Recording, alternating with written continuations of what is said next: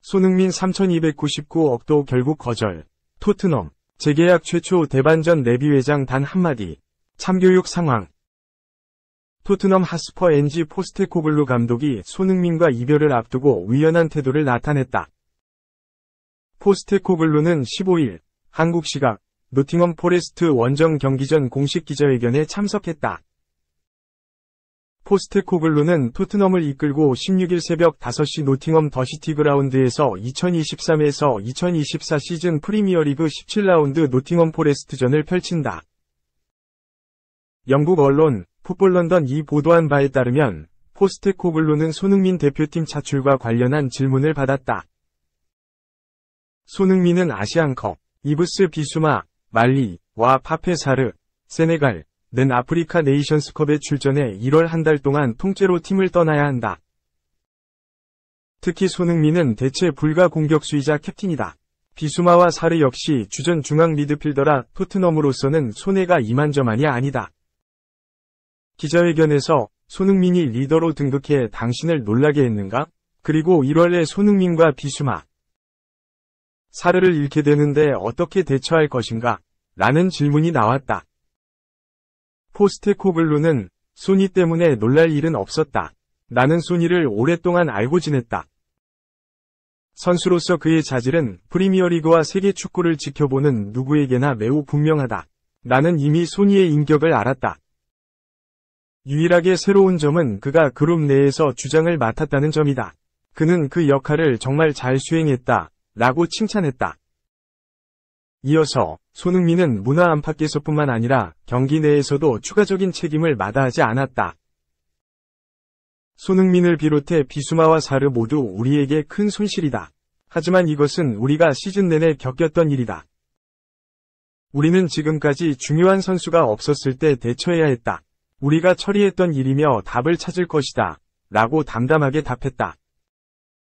한편 손흥민은 12월 31일 프리미어리그 본머스전 이후 대표팀으로 떠날 가능성이 가장 높다. 아시안컵 결승전은 2월 10일이다. 이르면 2월 18일 울버햄튼전, 늦어도 25일 첼시전에는 복귀할 전망이다. 2. 손흥민, 물오른 히샬리송에 또 원톱 내준다. 0 전망. 썬톱 안에도 승리 확률 50.2%. 토트넘은 오는 16일 오전 5시 한국 시간 더시티 그라운드에서 노팅엄 포레스트와 2022에서 2023 시즌 잉글리시 프리미어리그 EPL 17라운드 원정을 치른다. 노팅엄은 최근 6경기 무승, 1무 5패, 위 극심한 부진에 빠져 16위에 처져 있다. 손흥민은 노팅엄과 가장 최근 맞대결이었던 지난 3월 골을 터뜨린 기분 좋은 기억이 있다. 토트넘이 승리를 챙길 좋은 기회일 뿐 아니라 손흥민도 지난 뉴캐슬전에 이어 연속골을 터뜨린다는 각오다. 통계 전문 옵타도 토트넘이 노팅엄의 승리할 확률을 50.2%로 봤다. 반면 노팅엄이 토트넘의 승리할 확률은 23.2%밖에 되지 않았다.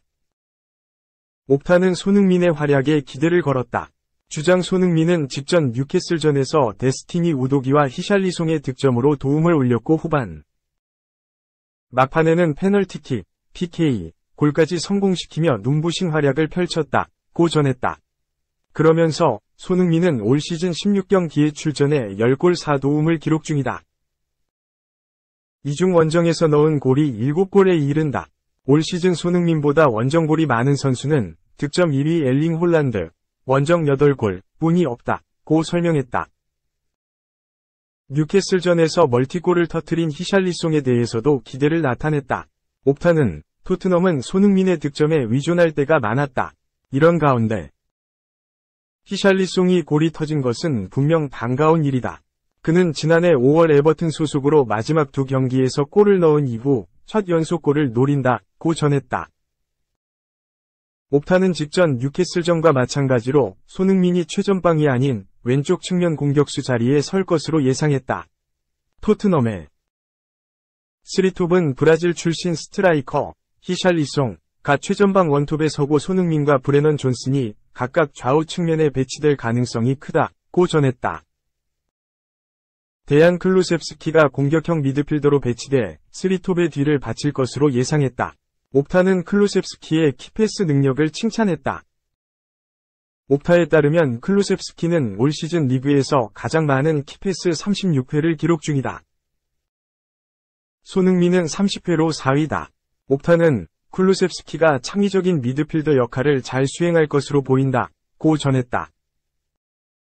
옵타는 토트넘은 제임스 매디슨, 미키 반더벤, 로드리고 벤탄쿠르 등 핵심 선수들이 부상으로 이탈했지만 그 외 추가적인 부상자는 없다.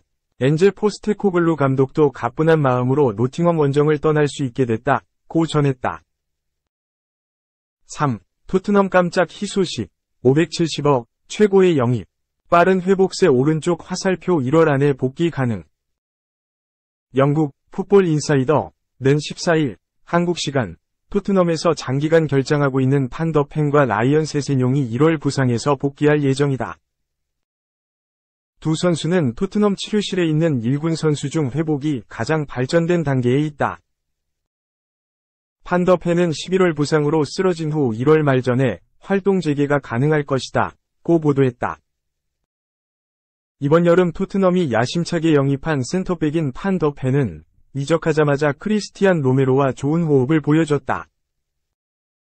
판더펜 영입 효과로 토트넘은 지난 시즌 중하위권에 머물렀던 수비 수준이 완전히 달라졌다. 판더펜은 193cm라는 좋은 신체 조건에 빠른 스피드를 보유하고 있어 높은 수비 라인을 유지하는 엔제 포스테코글루 감독 체제에서 매우 핵심적인 역할을 해낼 수 있었다. 기본 이적료 4천만 유로, 약 566억 원의 보너스 조항 1천만 유로, 약 141억 원이라는 돈이 아깝지 않았다. 토트넘은 판더펜이 풀타임으로 경기를 뛴 리그 10경기에서 8승 2무라는 엄청난 성적으로 무패 행진을 달렸다. 맨체스터 시티, 아스널을 뛰어넘고 토트넘은 한때 1위로 올라서기도 했다. 하지만 판더펜은 11라운드 첼시전에서 수비 도중 햄스트링 부상을 당해 쓰러졌다.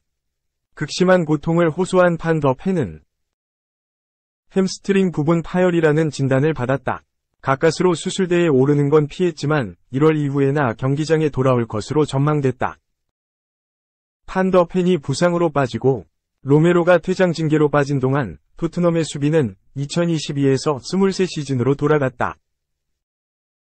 첼시전 4실점을 시작으로 이후 열린 5경기에서 10실점을 기록 중이다. 판더펜이 정상적으로 뛰었던 10경기에서 9실점을 했던 토트넘은 판더펜이 부상을 당한 후 실점이 2배 가까이 늘었다. 성적이 곧골아지는 건 당연했다. 다행히 판더펜의 재활이 빨라지고 있다는 건 엄청난 희소식이다. 판더펜만 돌아온다면 다시 실점이 대폭 줄어들 가능성이 높다. 동시에 높은 수비 라인에 안정감이 생기면서 공격에서도 더 탄력을 받을 것이다. 다시 토트넘이 시즌 초반의 기세를 보여줄 수도 있는 노릇이다. 판더펜이 돌아올 것으로 보이는 1월 중순까지 토트넘이 어떻게 일정을 버티는지가 관건이다. 다행히 힘든 일정은 없다. 노팅엄 포레스트, 에버턴, 브라이튼, 본머스, 벌리와 만나게 된다. 판더펜이 없다고 해도 충분히 승점을 쌓아가야 하는 일정이다. 4. 16강 가도 화나네. 음바페 이례적 분노. 엘리케, 바보 같은 짓은 안 해. 반박. 킬리안 음바페, 24 파리 생제르맹가 유럽축구연맹, 우에파, 챔피언스리그, UCL, 16강 진출에 성공하고도 불만을 터뜨렸다.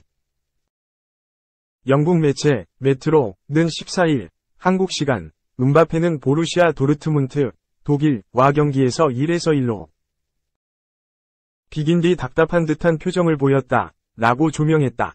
파리 생제르맹 6경기 승점 8은 도르트문트 11점에 밀려 조별리그를 2위로 마쳤다.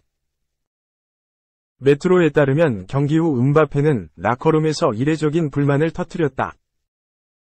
루이스 엘리케 53 감독은 선제 실점 이후 동점골을 넣자 수비에 힘을 더 줬다. 적극적인 공격은 시도하지 않았다. 이에 엘리케 감독은 선수들이 종종 좌절하는 것은 정상이다. 라며 우리는 음바페의 야망을 알고 있다. 1등으로 올라갈 수 있는 여지가 있다는 것도 알았다, 라며, 하지만 실점하면 탈락할 수 있는 상황에서 위험을 감수하는 건 바보 같은 짓일 것이다, 라고 말했다. 프랑스의 전설적인 미드필더 에마뉴엘 푸티, 53, 는 음바페의 행동을 두둔했다. 그는 프랑스, RMC 스포츠를 통해 내가 만약 그 자리에 있었다면 벤치의 지시를 이해하지 못했을 것이다. 그의 좌절감을 이해한다, 라고 밝혔다. 최종전까지 알 수 없었다. AC 밀란, 이탈리아과 뉴캐슬 유나이티드, 잉글랜드 경기 결과에 따라 순위가 뒤바뀔 가능성이 있었다. 도르트문트만이 16강 진출을 확정지은 상황이었다. 파리 생제르맹은 도르트문트전 승리 시 자력으로 토너먼트에 진출할 수 있었다. 파리 생제르맹은 도르트문트와 비겼고 같은 시각 AC 밀란은 뉴캐슬을 2에서 1로 꺾었다. AC 밀란과 뉴캐슬이 각각 조 3, 4위가 됐다. 죽음의 조에서 생존한 엘리케 감독은 만족감을 드러냈다. 그는 파리 생제르맹은 UCL에서 가장 어려운 조에 있었다. 많은 분이 우리의 탈락을 원했겠지만 파리 생제르맹은 생존했다, 라고 덧붙였다. 이로써 파리 생제르맹은 16강에서 바이에른 뮌헨, 독일, 맨체스터 시티, 아스널, 이상 잉글랜드, FC 바르셀로나, 아틀레티코 마드리드, 레알 마드리드, 이상 스페인 등 쟁쟁한 우승 후보들과 만날 수도 있게 됐다.